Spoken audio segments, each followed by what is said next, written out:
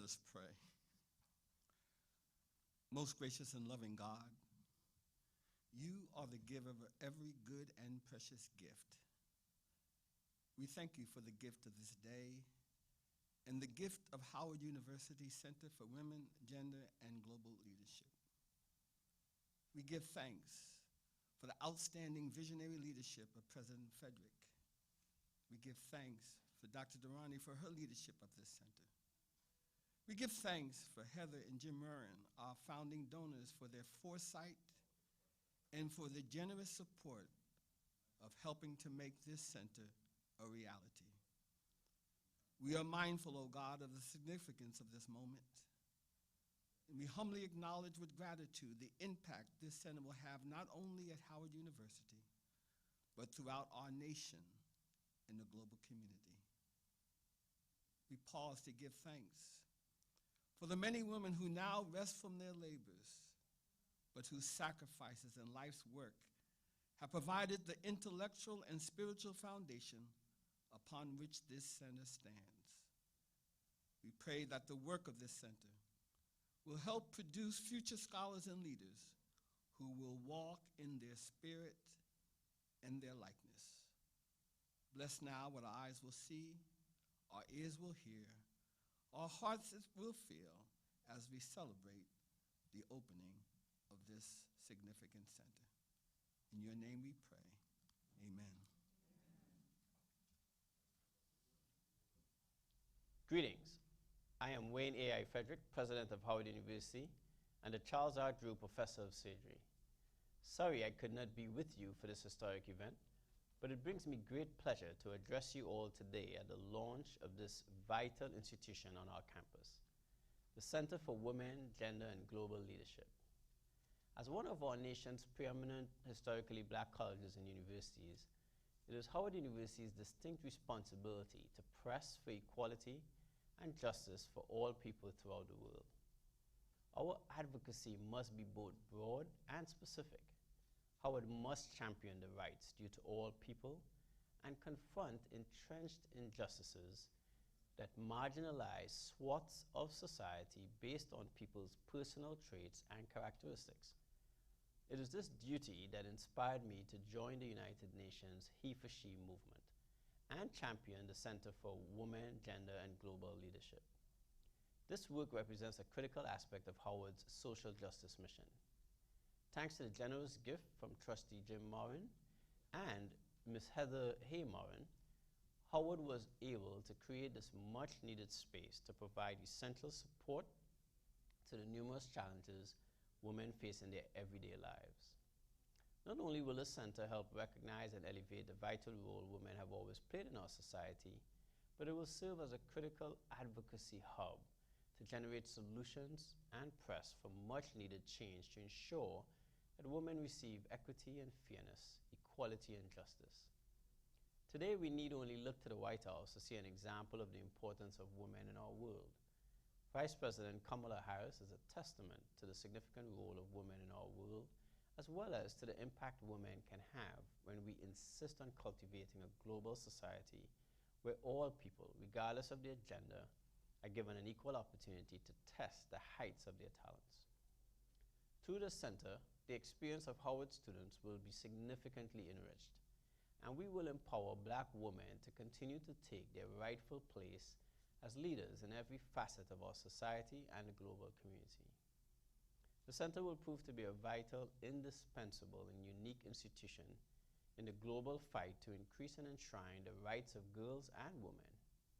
The center's Global Council of Leaders includes top women leaders from around the world, and this group of individuals is truly one of the most impressive to be found at any institution anywhere, as it features diplomats, political leaders, a Nobel Peace Prize laureate, and many more inspiring figures.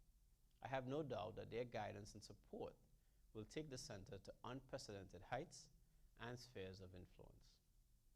Today is, of course, just the beginning, but from such promising origins, I have the utmost confidence that the Center for Women, Gender, and Global Leadership will transform communities, states, nations, and the entire world. Thank you for joining us.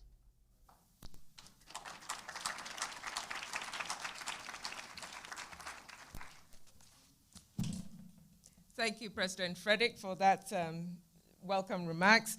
It's my honor to invite to the podium Dr. Anthony Wooltall, Provost and Chief Academic Officer.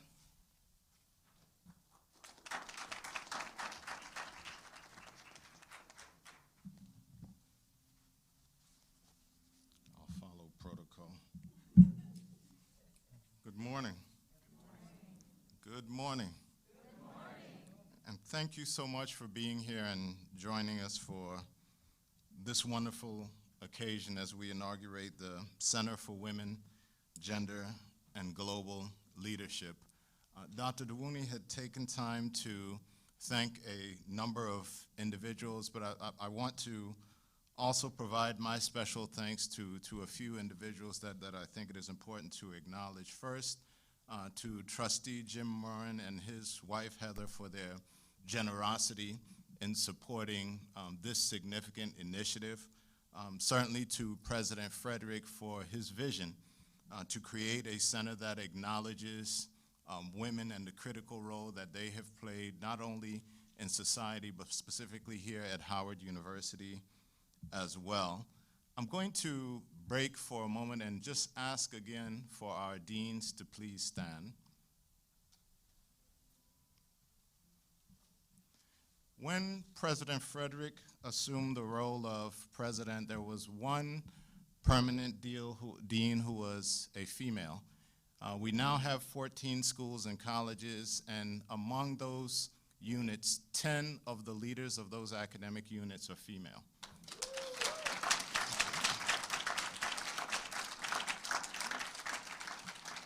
And I mentioned that to make the point, when we talk about gender equity and we talk about leadership, it can't just be lip service. That has to come from the leadership of the institution, and it really has to transfuse the entire organization. Thank you, colleagues. And it is always a pleasure for me to speak on behalf of the university, but it is significantly more so whenever I follow Dean Richardson and his prayer. We were together at an event at the Cathy Hughes School of Communications last week, and I reminded the audience, and I'll do so again, that Howard University as a notion was really formulated during a prayer meeting at the First Congregational Church. So there has always been an element of spirituality infused in the institution. But the other thing that I was wanted to be sure to note was that our first students included the white female daughters of several of the founders, as well as the children of formerly enslaved Africans.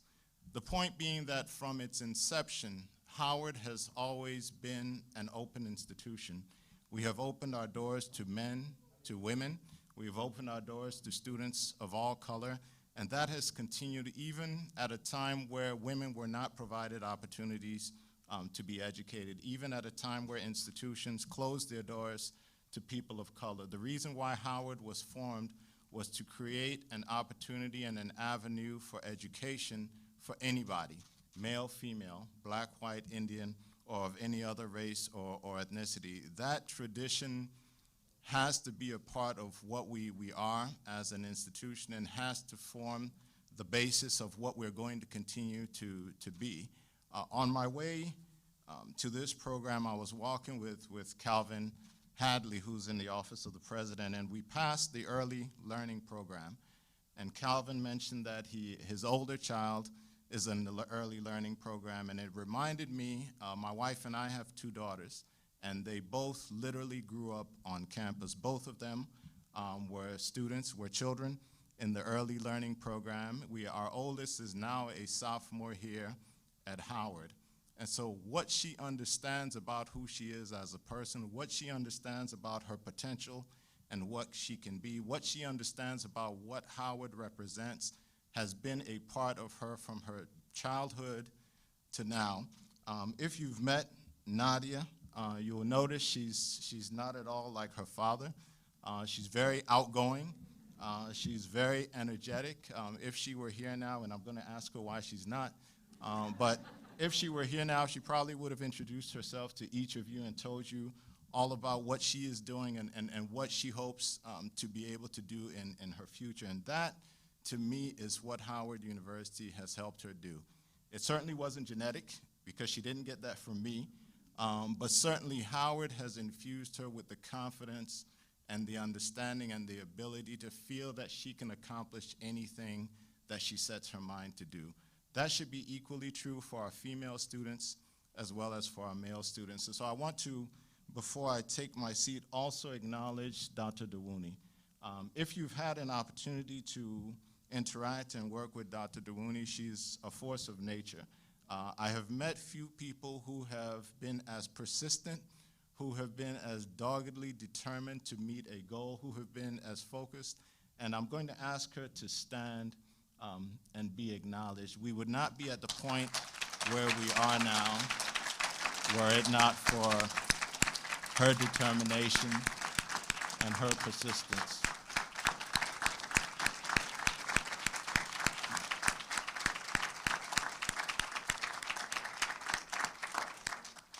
President Frederick could not have selected a more fitting representative to serve as the inaugural leader for this center. So again, I want to thank you for being here. Your presence speaks volumes about the importance of this center, the work that we have to do, and the work that we're committed to continue to do as an institution. Thank you again, and God bless.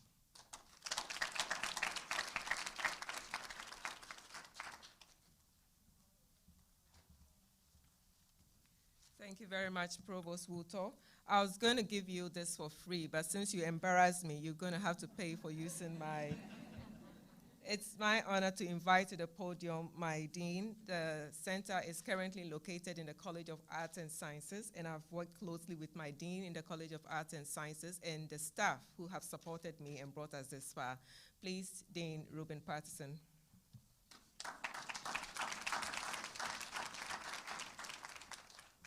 Dear participants, it is a great honor for me to participate in the launch of the Center for Women.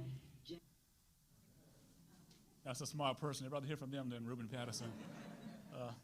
It's always tough following the provost, but I do my best here.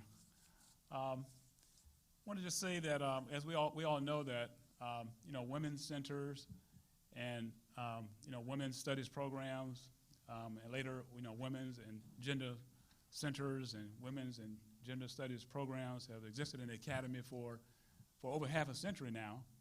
And so in 2021, Howard University finds itself at this moment in history with the world being chock full of crises to step into that space and develop and to launch its Center for Women and Gender as well, and do so in a unique way. In other words, the world, this is both a unique opportunity and a great expectation for Howard University to contribute in a way that is quite impactful. We know that that centers of the Center for Women have had a monumental impact in the academy and in the broader society. It has helped more women to assume leadership positions within universities, and it has also helped to get more women in universities and to also to successfully matriculate as well, and matriculate in a way that actually surpasses that of men as well. And as they have graduated, they have moved on as well to transform institutions throughout society. Institutions from, of course, the family all the way through nation states. And that is something to be quite proud of. And as the provost mentioned, that the president could not have selected a better person to be the architect and the inaugural leader of this center. I would put it this way: I would say that there's not a better person on the planet than Dr. Dewuni to lead this center. Again, she's a force of nature. She is very persistent as well, and it's been a real delight in working with her and founding the center and getting it up and going. So again, thank you all for being here and being very supportive of this. And again, thank you and congratulations, Dr. Dewuni, for having the vision and actually seeing this through to completion. Thank you. Dear participants, it is a great honor for me to participate in the launch of the Center for Women, Gender, and Global Leadership of the Howard University. This is a wonderful project that seeks to promote the participation and leadership of women of African descent in all spheres of public life, especially in decision-making spaces. Women of African descent have, without a doubt, the strength and resilience of our ancestors who were able to overcome great obstacles by taking extraordinary steps to achieve rights, justice, and democracy. We are part of a generation of brave men and women, fighters, capable of turning history and loss into freedom and pain into hope. And that is why we have to join the efforts to support the demands of young people crying out for recognition, justice, development, and for the eradication of racism around the world. As Vice President of Costa Rica, a country that has carried forward the banner of human rights, I am committed to continue raising national, regional, and global action for the eradication of racism and discrimination in all its forms and expression, in order to advance toward equality, justice, and inclusion for all. As a Women of African Descent leader, I have assumed international leadership so that the agenda of rights of people of African descent and women comes a priority. It must be a real priority in decision of states, private sector, social organization, and academia. I would like to congratulate again Howard University and everyone involved in this important initiative for vindication of the rights and dignity of women of African descent. With this launch, we are giving voice to thousands of women to build democratic, equitable, fair, multicultural society free of racism, racial discrimination, sexism, and exclusion.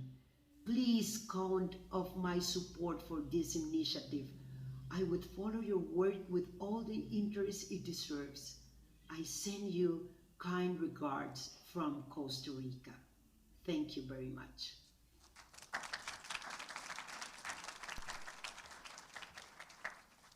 Thank you, audience, and apologies for a little bit of technical hitch. So we just heard from the Vice President of the Republic of Costa Rica, Ms. Epsi Campbell-Barr. So thank you for that wonderful message, and I'm sure you are watching with us. Muchas gracias. That's about all the Spanish I know, and I promise to do better.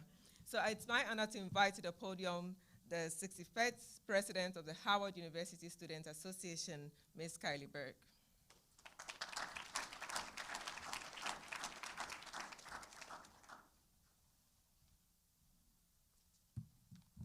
I will also follow directions.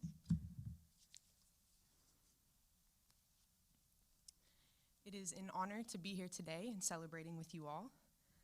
The rich legacy of Howard University cannot be reviewed without an extensive look at the numerous accomplishments made by formidable Black women who not only reached excellency within their definition of their respected fields, but also transcended many glass ceilings previously considered to be utterly unbreakable.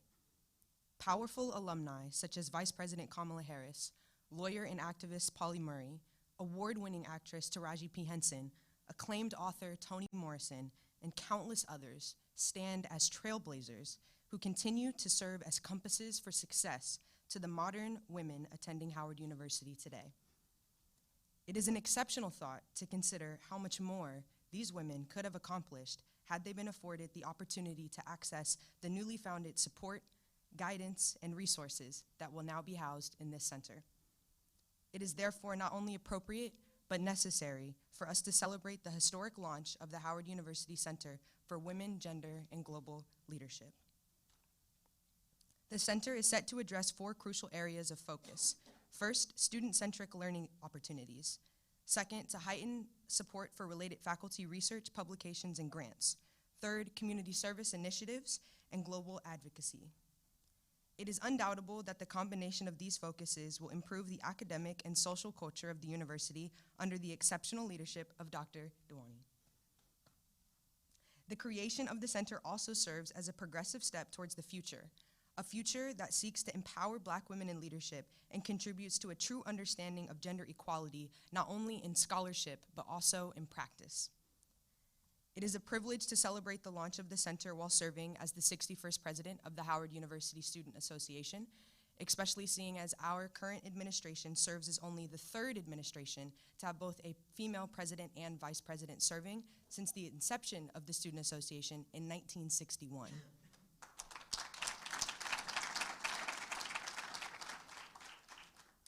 I look forward to the legacy the center will establish for itself on campus, on top of the foundations of our guiding principles, truth and service. However, I am even more excited to see the contributions future generations of Howard women will provide and the young women who will be destined to inspire to see themselves in their most exceptional versions, not only as obtainable, but through their work and involvement in connection to the Center of Women, Gender, and Global Leadership, they will see it as the standard. Let us use this celebratory occasion to remind ourselves and the world that when Black women win, we all win.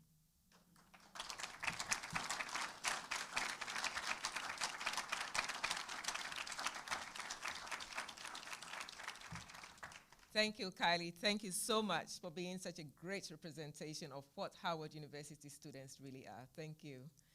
It's my privilege to welcome to the podium the founding donor, Mr. Jim Marin, who also is a trustee of Howard University, has supported Howard University for many years now, and is part of why we are here today. Mr. Jim Marin, the podium is yours.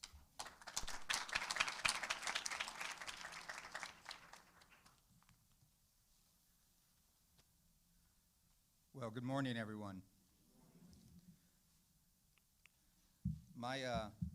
My entire life has been forged by the blessing that I've had powerful women in my life. So it comes as no surprise as to say when I met Dr. Dewani, the partnership started off immediately as Dr. Dewani would say something, Jim Marin would say yes. Dr. Dewani would say something else in a text, it was yes. It's been yes ever since, and it's my honor, Doctor, to stand side by side with you. You know, the launch of this center, I believe, comes at a pivotal time in America. We're still living through the throes of the pandemic and the economic collapse that had ensued as a result of that. We live at a time where social environment is at its most divisive, and yet, conversely, at a time where there are powerful cries for an equal playing field and a workforce as diverse as America's people are finally being heard. Howard University is a pioneer for progress and inclusivity. For a center focused on supporting academic progress, global leadership, and feminist consciousness of women of color, there could be no more suitable match. The creation of the center also is timely. It comes at a time when the empowerment of Black women to take leadership positions is ever more urgent. It goes without saying that our society and global community must be, by any means necessary, inclusive. Women already represent an important portion in the labor force. However, there is much room for improvement to promote women's leadership. Throughout my career, I've focused on breaking down predominantly male, white-dominated corporate cultures and investing instead in opportunities to foster diversity and inclusive natures. During my time as chairman and CEO of MGM Resorts, I implemented many changes at that company to better reflect the whole of America, not just a percentage.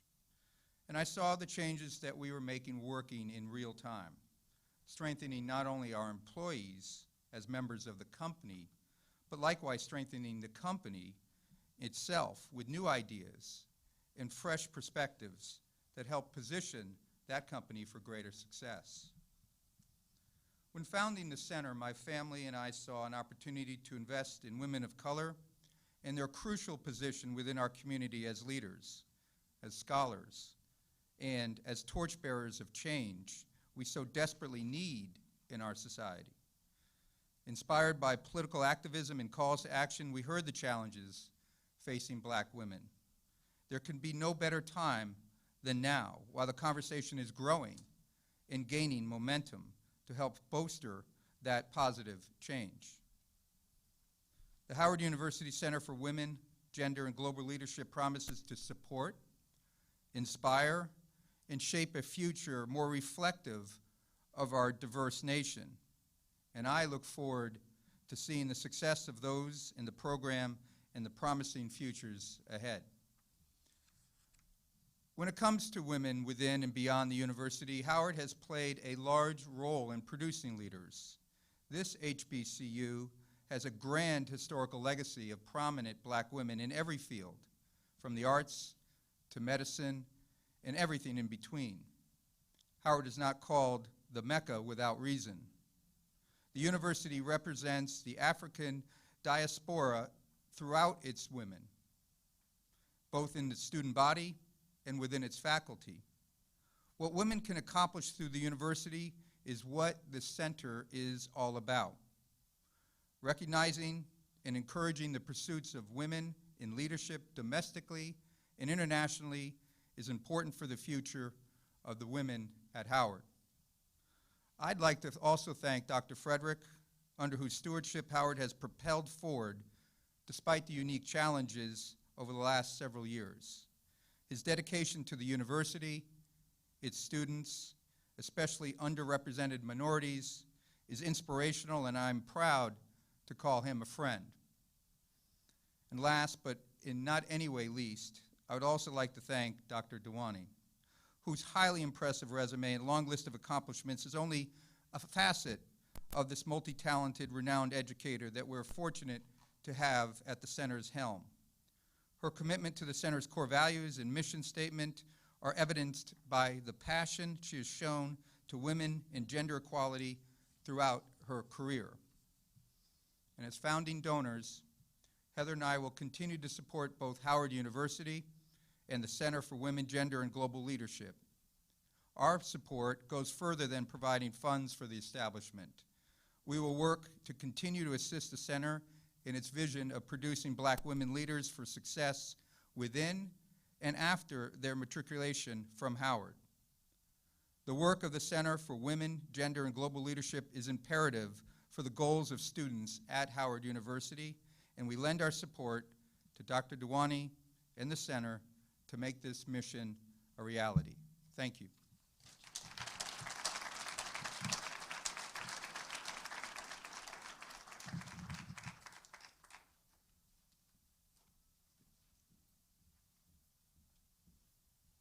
Greetings. My name is Anita Plummer. I'm an assistant professor in the Department of African Studies, and I've had the privilege to work with Dr. Dewani for the past 4 or 5 years on programming around women's issues here on campus. I am delighted to introduce Howard University's oldest student-run performing arts organization, whose goal is to provide quality theater with an emphasis on activism through art, the Howard Players.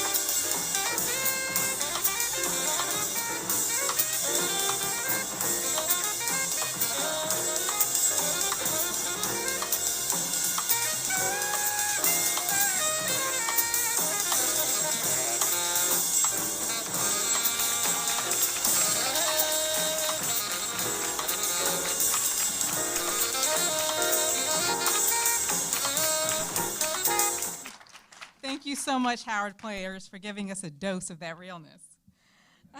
I'm now pleased to bring up James Rhee, the newly appointed John H. Johnson Endowed Chair of Entrepreneurship, to introduce the speakers.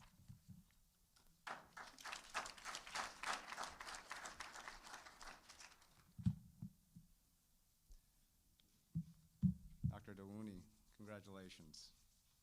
A lot of hard work. You should be really proud. So I am James Rhee. This is a special occasion, and an occasion like this deserves an incredible special honoree and a special first guest. So Tashonda Duckett Brown, my friend, the daughter of Rosie and Otis Brown, and the current president and CEO of TIAA, a Fortune, not 500, Fortune 100 company.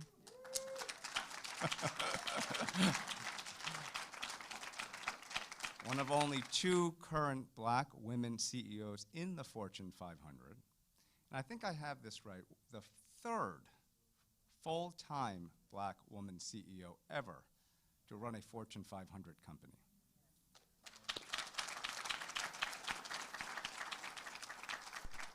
And for those of you streaming watching, and those of you who have programs, I could sit here and spend the next 20 minutes reading all of the accolades and boards and titles. She is on the board of Nike, and on the board of Sesame, and on the board of Jack and Jill, on the board of the New York Economic Club. There are lots of boards that she's on. But the things that I would like to convey today, there are 3 things, and this is what makes Tashonda Tashonda. So number 1, I know that in every single one of those situations and milieus, you show up as Tashonda Brown Duckett. And because you're so sure of who you are, and I've watched you in business settings, I've watched you in interviews, just as a friend, you are so calmly and proudly you, which is black, woman, and transcendently human. And that's what makes you such a powerful leader. And because of that calm, you create that environment for everyone that touches you, whether it's someone at a dinner party, whether it's one of your 10, 20, 50,000 employees, and all of your customers. And it radiates. And a true leader is able to really amplify that type of calm and leadership by creating a place where people can just be themselves. And you've done a great service. And so for the third thing I wanted to convey is that you've done that service for me, personally. You know that in my 40s, I found myself as the unexpected CEO of a company that served and employed largely black women, actually one of the most vulnerable segments of black women in this country. And you were one of the first to reach out to me and provide that support and saw what I was trying to do. And your friendship and support, whether it was dancing with me at the En Vogue concert, which you did, whether it was down at Atlanta in the private meeting that we had after John Hope Bryant's conference, the Hope Conference. And then you put me on your board, your Advancing Black Pathways board of JP Morgan Chase, and I was able to serve alongside the late Colin Powell. That call that you made to me to ask me to serve on that board was very emotional for me. And I'll never fully be able to say thank you to you. And without that, by the way, Howard community, I wouldn't be here today, actually. Because of that board, you don't know this, Tashonda, because of that board seat, I was the unlikely selection to keynote SVP Jarvis's Women's Entrepreneurship Summit 2 years ago, through a lot of the work of your team that you had built at ABP. And Sarah's here today to make that connection. So through you, through Sarah, through SVP Jarvis, I ended up meeting Dr. Frederick, and I'm standing here today.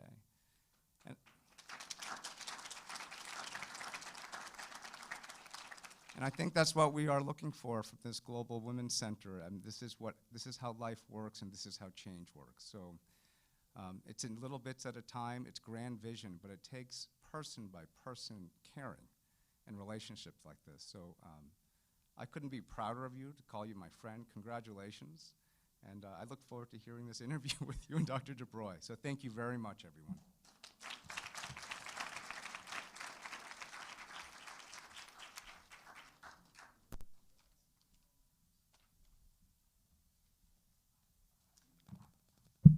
It's my pleasure to introduce Dr. Tashni Ann DuBroy, Chief Operating Officer of Howard University and Senior Vice President, to the stage to engage in a fireside chat with, with Ms. Brown Duckett. I apologize.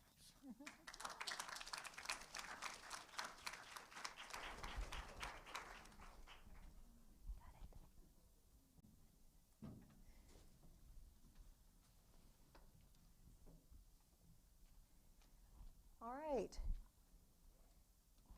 Good afternoon, everyone.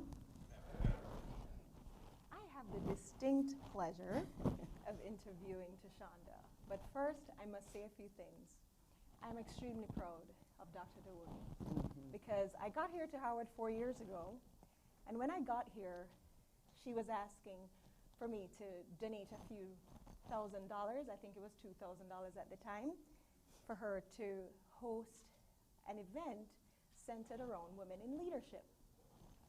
Now, what some of you may not know is that the cafeteria services, hospitality management, falls under my purview. So I humbly asked our caterer if they could assist, and they said yes, and Dr. Duwuni was one of the most excited people at the time. This year, I can tell you how much this center has grown, because instead of Dr. Duwuni asking for the donation again, she also emailed to let me know, Dr. DuBroy, I got a $20,000 donation, and she doesn't need the support this year. And I am elated that she is part of the leadership of the center, primarily because she's a source of positivity. I have seen her work effortlessly, and she makes it look easy. But so many of us know what it is like to start from scratch, and that's certainly what she has done. I'm proud of you.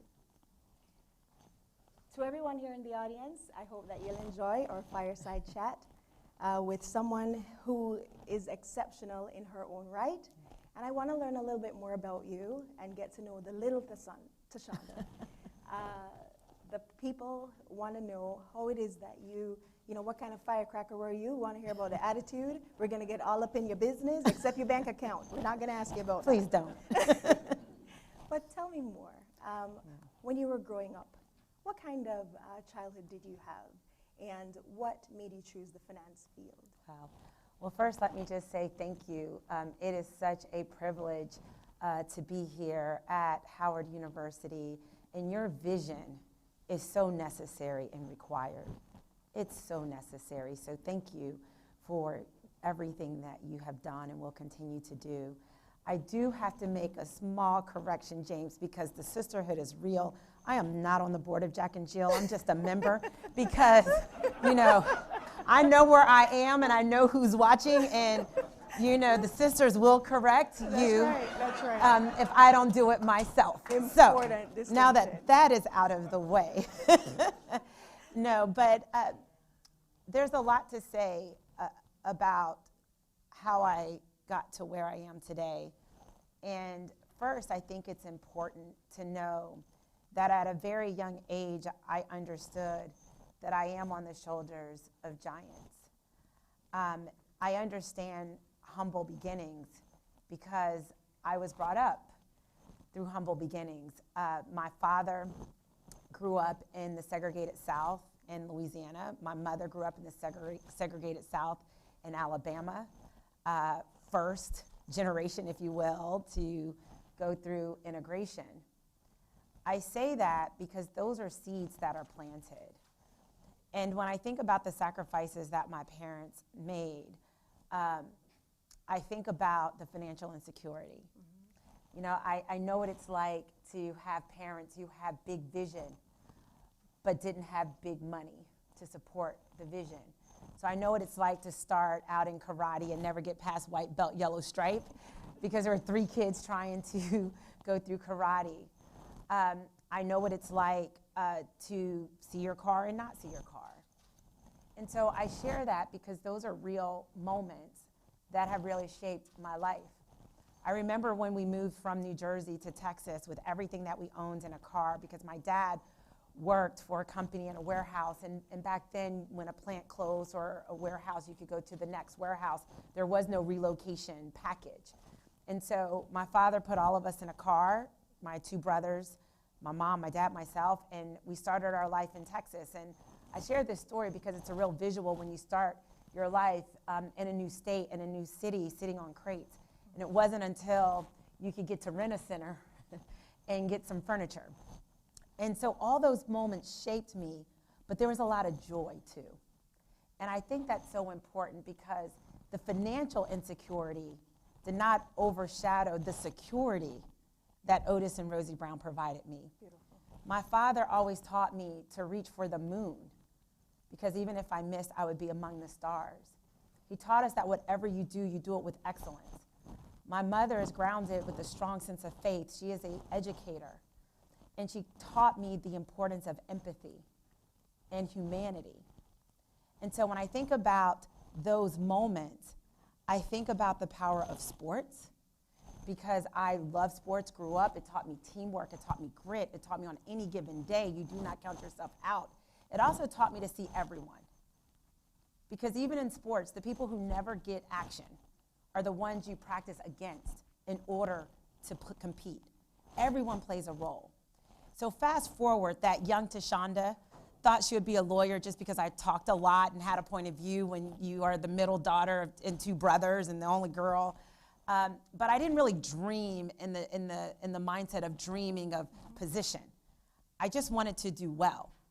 And so there were moments in my life growing up that have shaped me in a real intentional way that led me to corporate America. Sports, of course, because of the foundation. There were people, ordinary people, Mr. and Miss Patterson, who told me the power and gifted me the power of information. They told me about a program called Inroads. Without Inroads, I would not be here. Inroads was my disruptor. And what was magical about Inroads is that I saw that I am not a unicorn, that there are other people who look like me that have the same aspirations, the same grit, the same tenacity. That's comforting. But here's the insight of this story. Fannie Mae only had one internship position. And there was a woman by the name of Valerie Manning who was not a director. She was a recruiter to go on campus, interview students, and choose one. Valerie Manning went back to Fannie Mae and said, I found your intern. Who do you think she was? Who? No. She said, there's a young girl named Sarah who should be the intern. But Valerie Manning said, but there's this other girl. That is the power of advocacy. Even when you may not have a position of power, or even when you don't even know my story, Valerie Manning used her voice to say that there's another girl. And that's how I started my career. And then along the way, my goal, once I was working, was to run a P&L. Because you never saw women, you never saw people of color run a P&L. That's like profit and loss, the money part. And I remember when at Chase, I was asked to run the P&L. Now, it wasn't this size P&L. It was just the P&L on the mortgage side. And I remember I was 6 months pregnant. And I almost talked myself out of that job. The mental gymnastics that we as women may have in our head. Telling the hiring executive, well, you know this is going to be my second baby. You know it's going to be a Schedule C. You know. He goes, you're coming back, right? I said, yes.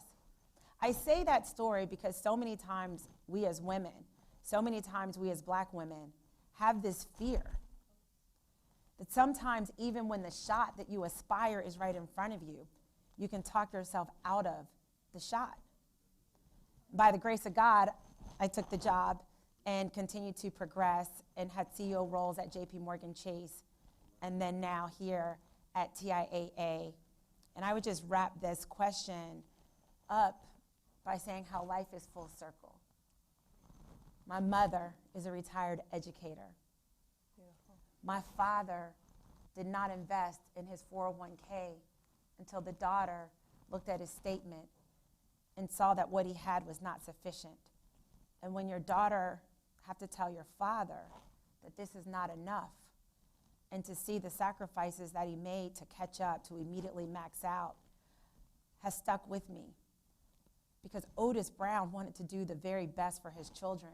And the last thing Otis Brown would want was to be an older version of Otis Brown and have to depend on his children. He's a prideful man. But no one engaged with an Otis Brown in a way that he could get proximate to information that could change the course of our family. And now, as the president and CEO of TIAA, I get to think about an Otis and a Rosie Brown with every decision that I make, with every conversation I get to have with my team, because I understand what it's like for people to want their best, and their best is not always sufficient. And when there's real information that could change the trajectory of someone's economic status, but yet be denied due to the power or lack of real engagement. So that's me. I can tell, that's absolutely beautiful. I can tell why it is that you're the president and CEO of TIAA, because not only are you exceptional and smart, okay, we get it, that's part of the criteria, but you're so relatable. And I'm interested in learning more about the spaces that you've been in terms of the finance field. It can be so isolating for women. It's very competitive, and I'm sure at where you sit, not many women exist there. So how do you think we can create programs or accelerate the presence of women at the tables where you currently find yourself? Wow, it's such a powerful question. And as you were asking the question, I was thinking about the women. And the women, like the secretaries when I first started my career, they were the power women for me. They were the ones who took me aside to tell me what to do. They were the images that looked like me in corporate America and kind of put their arms around me. And so when you ask the question, what more we can do, I would first start out that we have to have a mindset shift in corporate America. And it's such a simple statement, but without a true mindset shift, without acknowledging that talent is created equally, opportunity is not, progress will not be made. Check the box will happen, but not real sustainable progress. So first, it's a mindset shift. Secondly, it is about disaggregating the data, because the reality is we will all say that X% of our organization is female. But when you disaggregate the data, you'll recognize that we all have what I call this stubborn middle, that women, black women, are not ascending. We bring them in at the lower rung. They work closest to our customers. They touch the keyboards that make the ultimate decisions. But something happens that does not allow them to truly unlock their potential and value to the company. And so we have to disaggregate the data to understand where do we not see women, what part of our company, at what level do we not see women, and also make sure that we disaggregate women. Because in corporate America, there are 41 women, which is still not sufficient. But there's only 2 black women and no Latinas. And so we as women cannot get comfortable if the only progress is made is white women. We have to connect as a true sisterhood and understand that real progress is when even within female progression, that black women are included in that narrative and that the full sisterhood is holding one another accountable for that real progress. So disaggregate the data. The third piece, which is why I love what you are doing, it's about policies and practices. And this is where the research and the insights, I think, will be another unlock. We have to look at what are the processes and practices that are yielding us the same outcomes. So for example, if we require 20 years of experience in a sector that we do not see women, then we are saying we are comfortable with status quo. And so we have to look at every process, every practice. And so you say what we can do. That's when you think about the power of internships. That's when you think about internal internships to attack that stubborn middle. Processes and practices with real intentionality have to be there with the mindset and the data. And then the fourth thing, what gets measured gets done. This is not horseshoes. We have to be clear. And we have to speak the language of how we manage our business. No one in the boardroom or no one on my team would say, Tashonda, we tried really hard, it's just not happening. And I go, well, that's okay, trying is good enough. That's not in our vernacular. But it is when you talk about diversity. We try, if only. And so I think there are names that we have to eradicate and words we have to eradicate, which is if only I could find. I like to say if you Google Black organizations, Latina organizations, you'll hear words like NSBE or Nashimba. You'll see associations that will allow you to identify the talent. If you go to the campus of Howard University, you will have a plethora of talent. So we have to get away from this if only I could find. We also have to eradicate, but they must. Do you all know where I'm going? But they must be qualified. That only comes up when we're talking about women or when we're talking about African Americans or Latinas, Latinx. It never comes up when you're talking in general.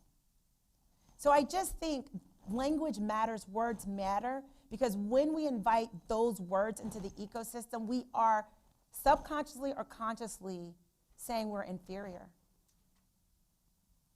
And I just think that's a real piece. And so what gets measured gets done. And so I think that if we shift the mindset, if talent is created equally, opportunity is not, you'll ask different questions. Why do I not see any women? Why do I not see? You'll ask the why I don't see.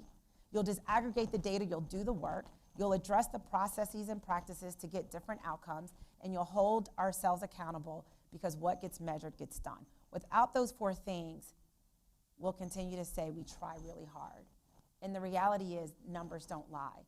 Every year, 500 CEOs, 500 CEOs, 500 CEOs. 3 full-time?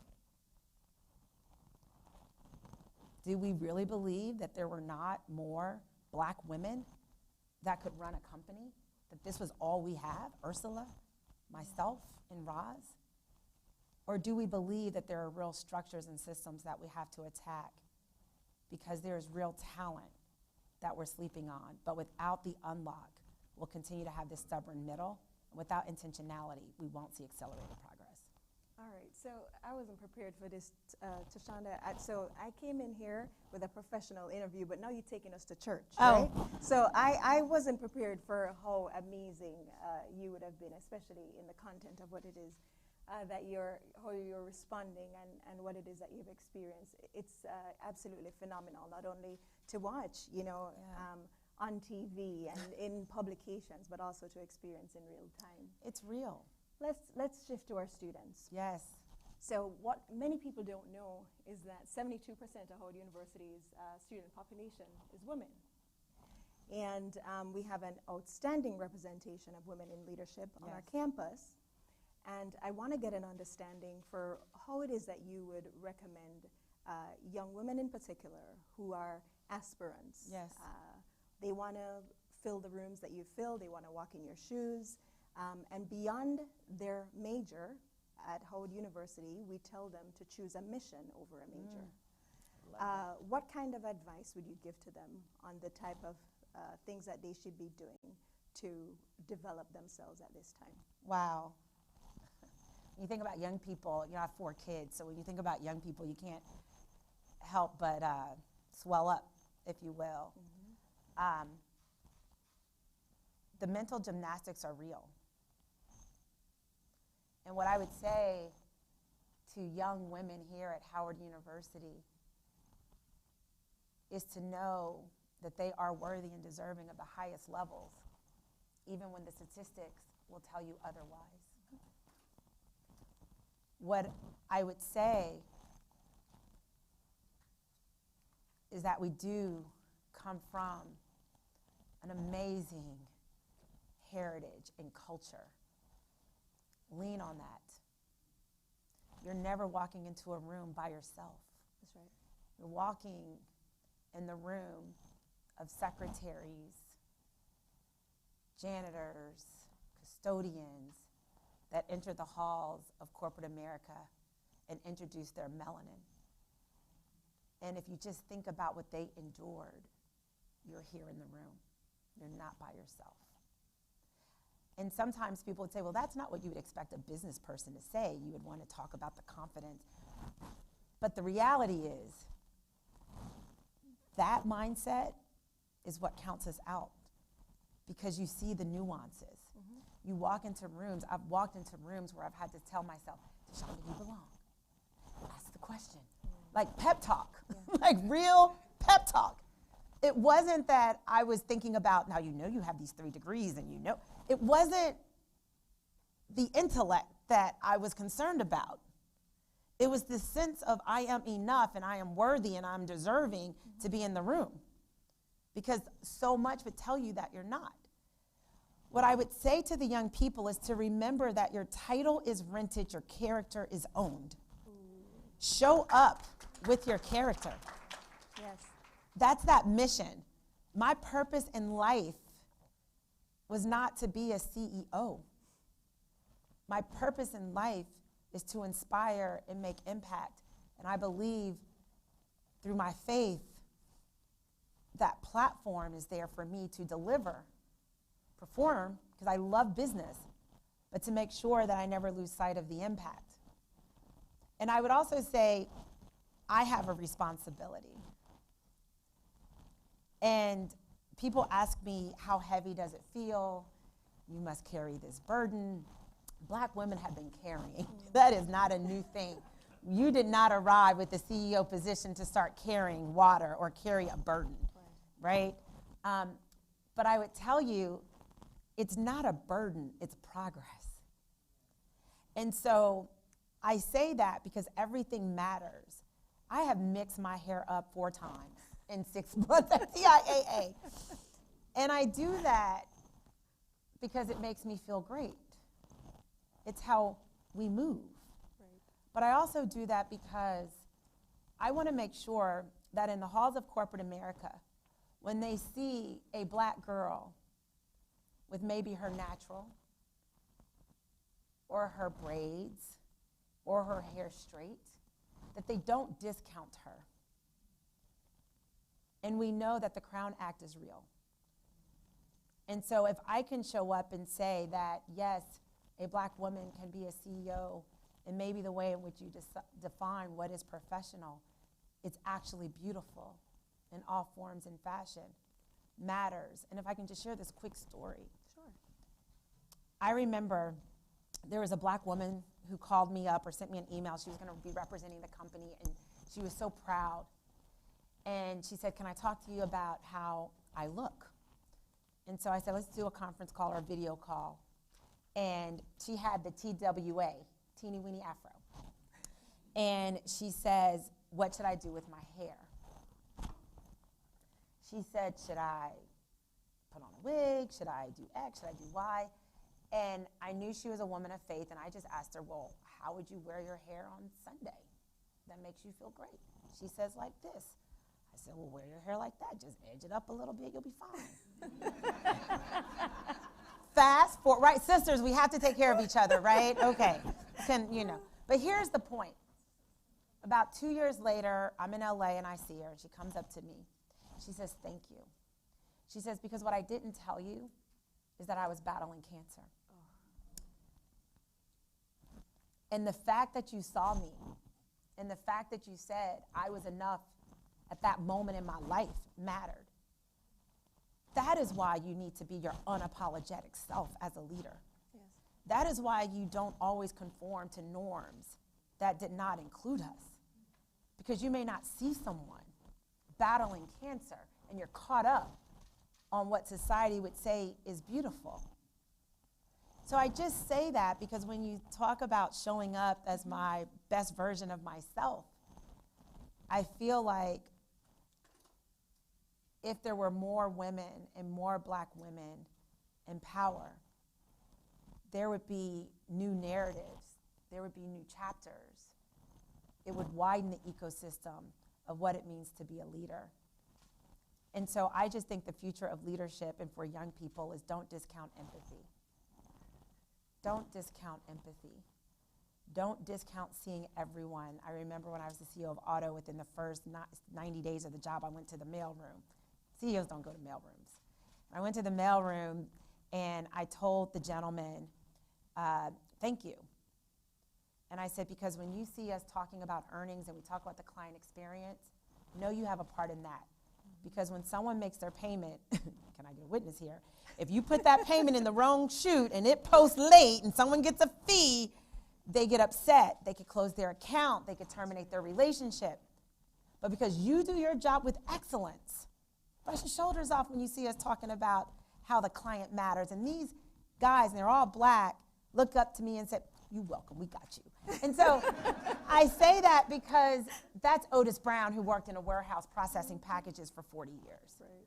You go and you say thank you and you understand everyone plays a role. So young people, don't forget what you're learning at Howard University.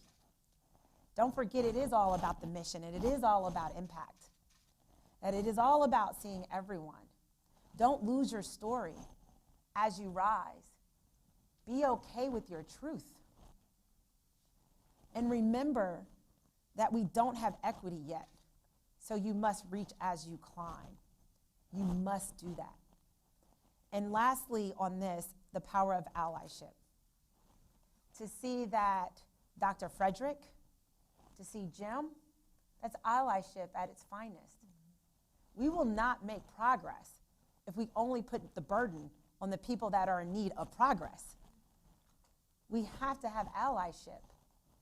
And so I just think that young people make sure that as you enter the halls of corporate America or in any role at any company or your own company, make sure that as you are grounded, that you cast a wide net and you reach out to make sure that we're bringing everyone into this narrative and into this ecosystem. That's how we'll have accelerated progress. And I think that's how young people can really make a real impact long term. Can you tell us about the role that you think men have to play Yes. In helping us to accelerate our goals and accelerate our mission? Men play a critical role because right now men are in power. You gotta call a spade a spade. Men play a really critical role because many men are in rooms that we are just starting to come into. So we don't understand everything. We don't understand these nuances. We didn't understand what was really happening on the golf course. We just said we don't do golf. You know, like it was really just about the sport. We didn't understand that there were business discussions being held. So I just would encourage men to understand that if we want to make progress, it has to be a we thing. I want men to understand, especially white men, that expanding the pool does not mean they have to get out of the pool.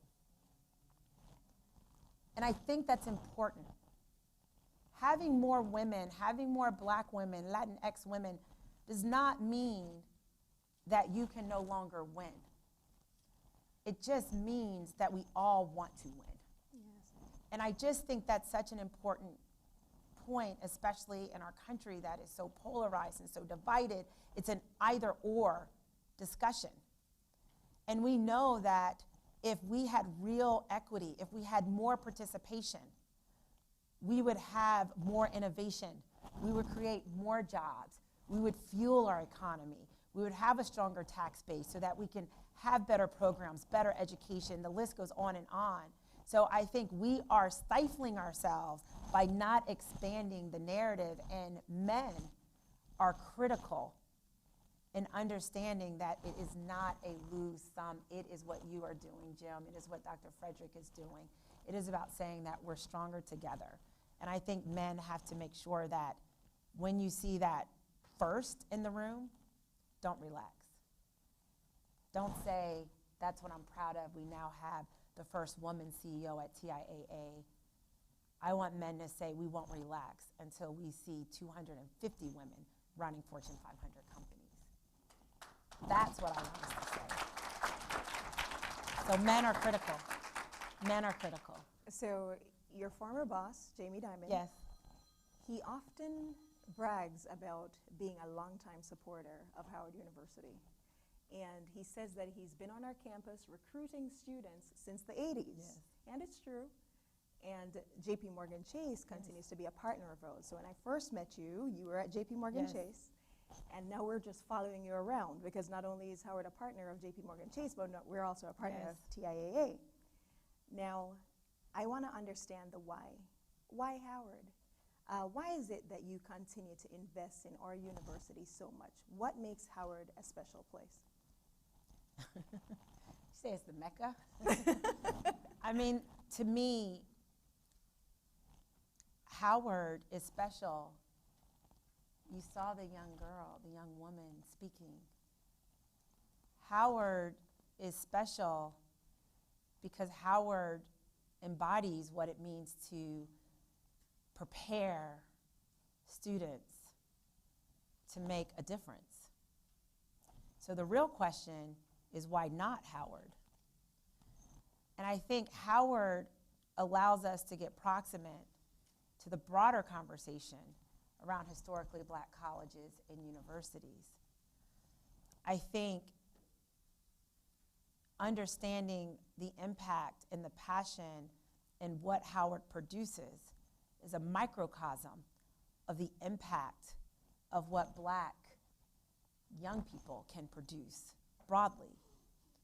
And so I think that the reason why a Jamie Dimon or a Tashonda Brown Duckett thinks about Howard is because not only will it allow us to see some of the greatest talent, it allows us to get inspired to see talent broadly. And so I just think Howard is a fantastic institution.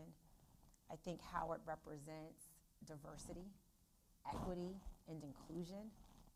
I think Howard represents voice. Howard is always on the forefront of progress.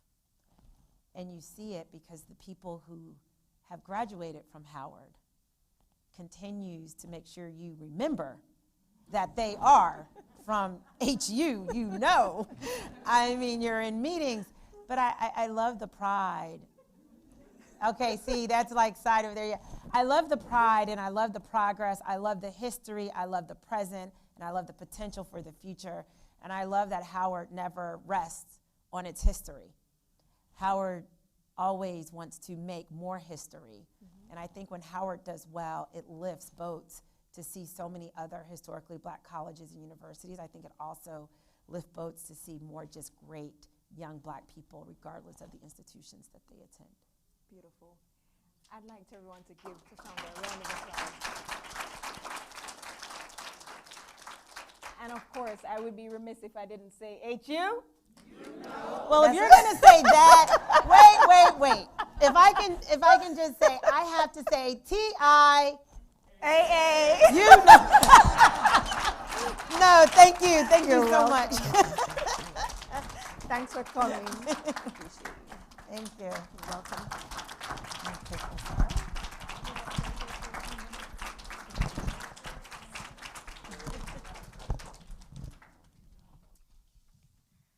Okay, Drs. DuBrois and Dr. Duwuni will now present the award to Ms. Brown Duckett. The Global Leadership of Women Award is an annual award from the Center for Women, Gender, and Global Leadership at Howard University. The award is given to a woman whose excellence in leadership exemplifies the center's core values of resilience, integrity, service, and excellence, or RISE. The award recognizes the impact of such leadership on the local and global communities positively affected by the recipient's work and commitment to justice, equality, inclusion, and sustainability. The Howard University Center for Women, Gender, and Global Leadership is excited to bestow the inaugural award on our keynote speaker, Ms. Tashonda Brown Duckett. Thank you so much. Drs. Duwuni and Dr. DuBrois.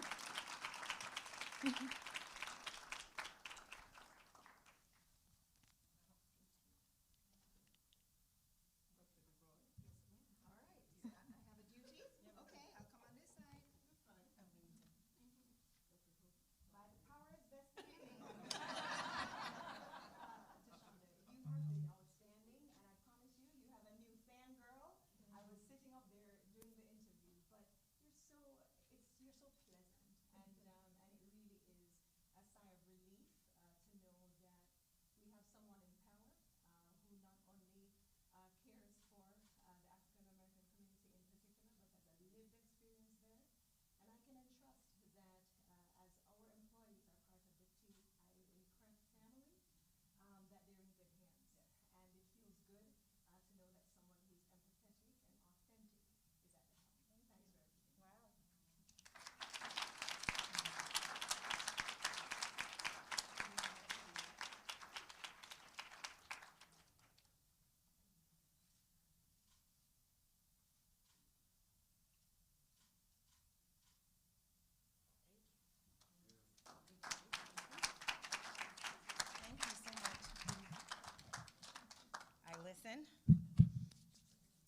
be brief. First, let me just express gratitude. Thank you so much for this amazing award. I am deeply honored to receive this from Howard University Center for Women, Gender, and Global Leadership. Never has the need been more urgent for a center for excellence for Black women in global leadership. And I have no doubt that you will be the change, which is what we like to say at TIAA, be the change. You embody be the change. I cannot let this moment pass without acknowledging Dr. Frederick. He is a friend, he is a visionary. He just understands what it means to have representation at every level. He understands what it means to cast a wide net and to make sure that everyone is brought to the table to make progress of all different backgrounds, race, gender. He doesn't talk the talk, he walks the walk. Howard University does not talk the talk, you walk the walk.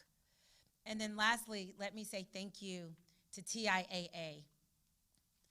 It is a privilege to be the president and CEO, to lead 15,000 people that wake up every day focused on our mission that started over 100 years ago from Andrew Carnegie, who said that it is not right that educators who educate the most brilliant minds retire in poverty. They should retire in dignity. And so we at TIAA are committed to make sure that what started over 100 years ago, what still is an issue with too many Americans retiring in poverty and without dignity, that we will do everything that we can to be the change, to make sure that those who serve others will know because of TIAA, they can retire in dignity and have a next chapter that is as impactful as the chapters when they were educating or cleaning the grounds or being an administrator with education at colleges as well as with healthcare and other non-for-profits. So thank you to Otis and Rosie Brown, and thank you to all the Sheroes and heroes who came before me. Hopefully we will see more women as a result of what you are doing that will be CEOs of Fortune 500 companies because of what the seeds you are planting today. Thank you.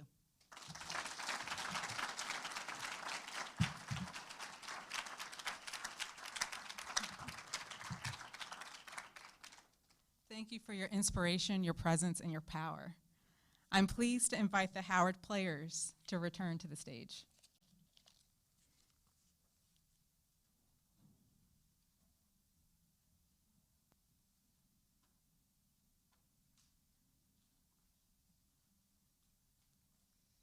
Good morning, everyone. This morning, I am pleased to share that I will be singing I'm Every Woman, the Whitney Houston version, but originally written by Shaka Khan.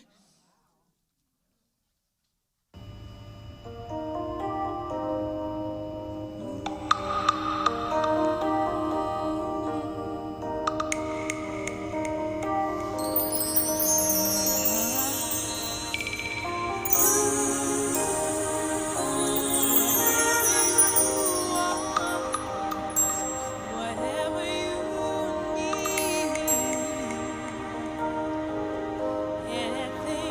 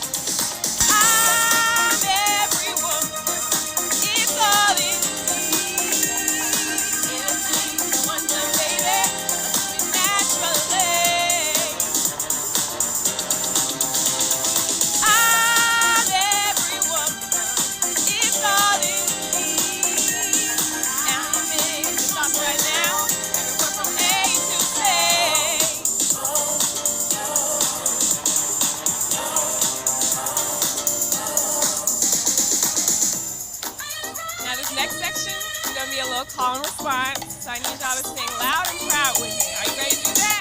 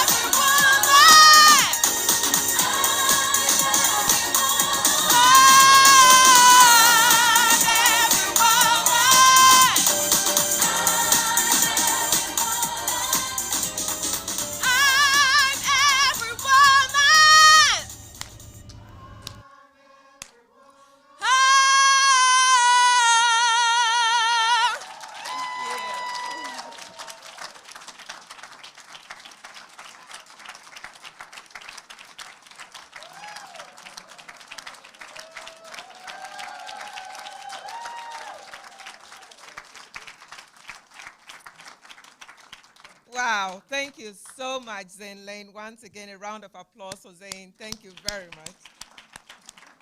Thank you for reminding us that we are all women, and I'm sure the men were not sure how to go with that song, but, you know, we are all human, and so that's the most important. And as our speaker told us, allies are important, so male allies are important. So for today, you can all claim to be women. So I thank you all so much. We're coming to the end of the formal part of this celebration. I am so grateful to everyone for making the time to join us in person and those of you watching virtually all around the world. I give special thanks to our speaker. I know you have a heavy, packed schedule, but as soon as the invitation went out to you, you said yes. And your team has been excellent in helping make this day happen. So thank you so much for coming and for inspiring us. And I hope that everyone tweeted. I don't tweet, I don't Twitter, I don't know what the words are. But for those of you who tweet, I'm sure there were tweetable moments in her conversation. And we will continue to inspire each other. Thank you. Dr. Tashni Andubroy, thank you for making that conversation such seamless, easy.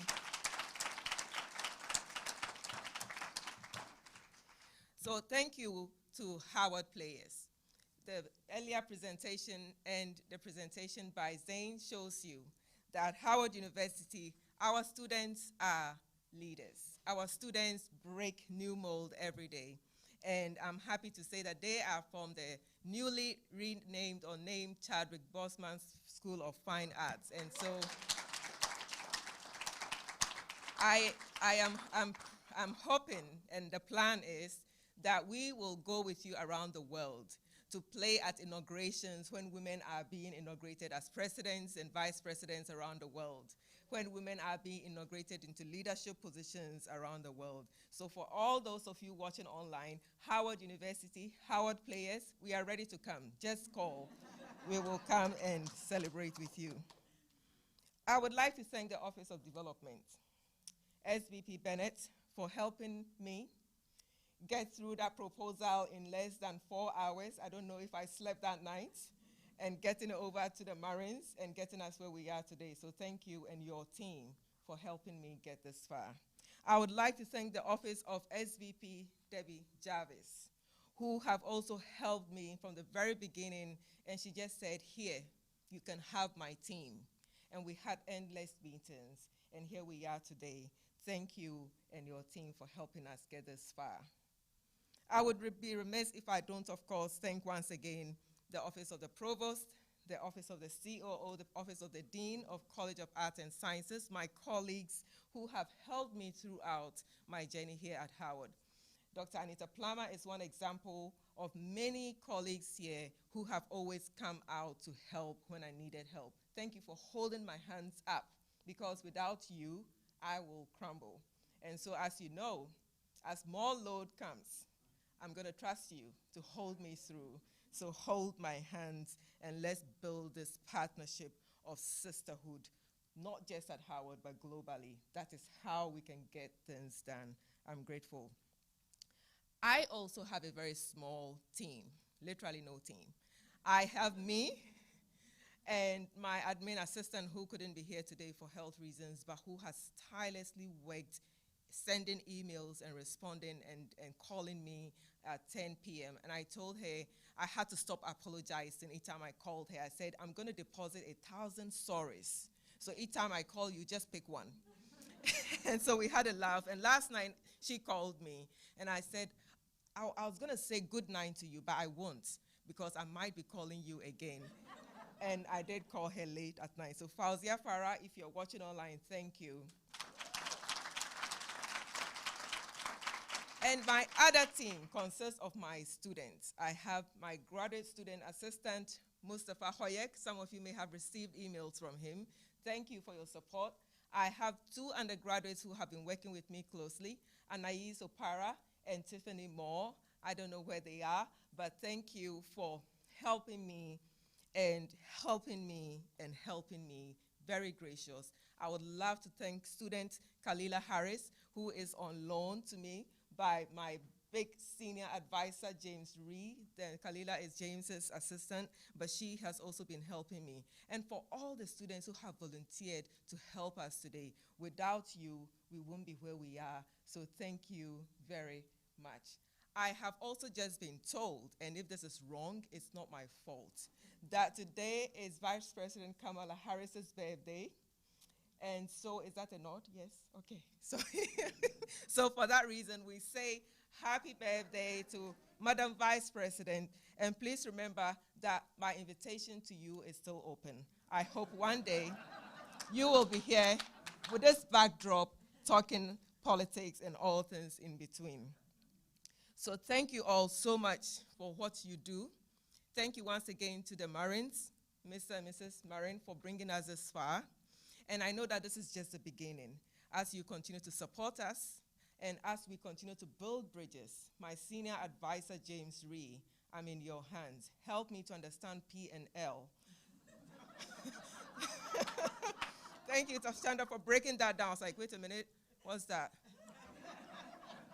So I am in your hands to help me as my senior advisor, as you have been doing the countless meetings we've had so far, our recurring meetings. I thank everyone, the diplomatic corps, Ambassador Alima Mahama, Ghana's ambassador to Ghana. Thank you for coming. And once again, Dr. Sandy Okoro, you carry the world in a bank, the World Bank. But you made time to join us today, so thank you very much for coming. Thank you to everyone, really, from the bottom of my heart.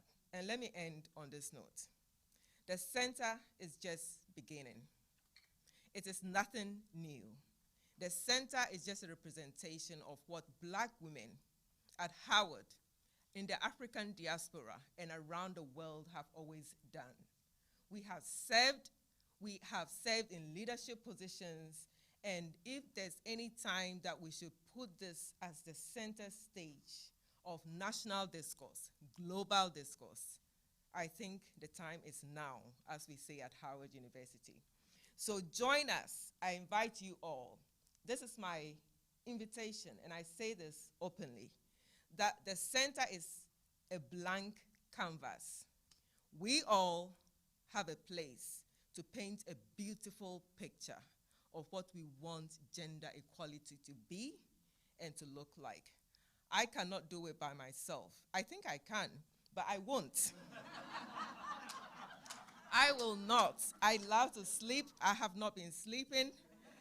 I like to have fun. I don't have fun anymore because I'm always thinking and scribbling ideas on the board. I love to write, but I don't get the time to write. I like not to bother people, but I've always been bothering the provost, like, can you talk? Sorry, I'll call you back. And so I am hoping that you all will support the center. It's not about me. It's not about you. It's about all of us. It's about humanity. So join us, build, and paint this beautiful picture of what gender equality should be and what it should look like. So welcome. You all have a place at this table we call the Center for Women, Gender, and Global Leadership. I'll hand over to Anita. Thank you.